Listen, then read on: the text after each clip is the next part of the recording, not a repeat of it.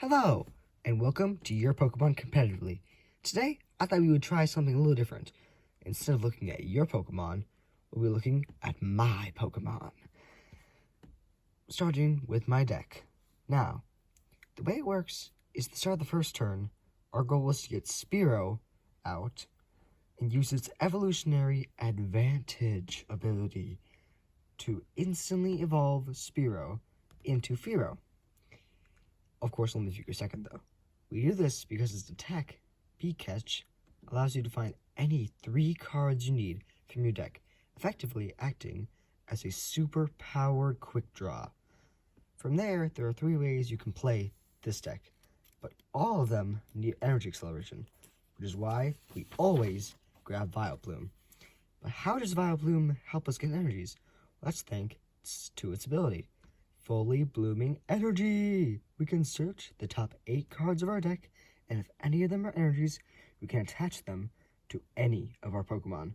Now, sadly, using this draw energy takes up a lot of space, requiring 12 energies to make it useful, plus the Vileplumes themselves.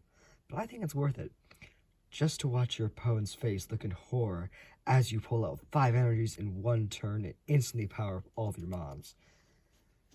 But then again, what Pokemon are we even attaching these energies to?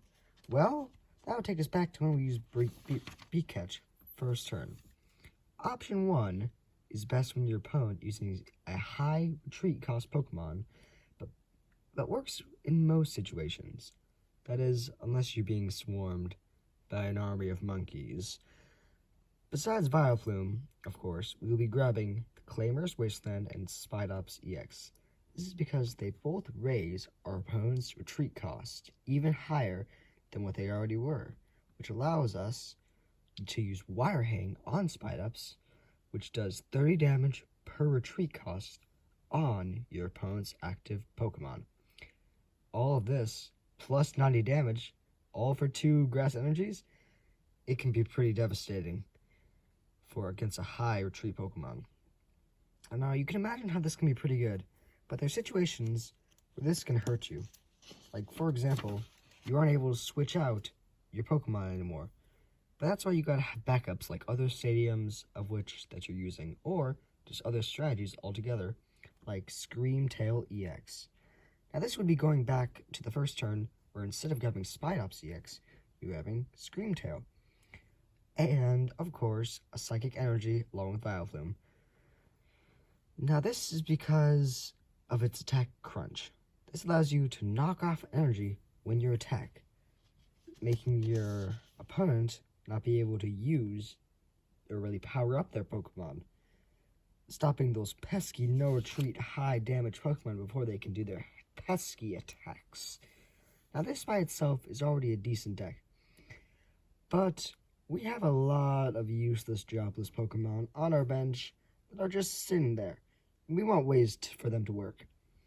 So, the third way we will be doing it, after using B-Catch, is by using Toedscruel EX. We'll be grabbing it, of course, Vileplume, and really anything else, any other basic you need to fill up your bench. That's very important for this third one. You need to fill up your bench. That way, you can power up Toedscruel's main move. Its move is Colony Rush. Now, Colony Rush works by for every grass-type energy on your bench, you instantly do 40 more damage.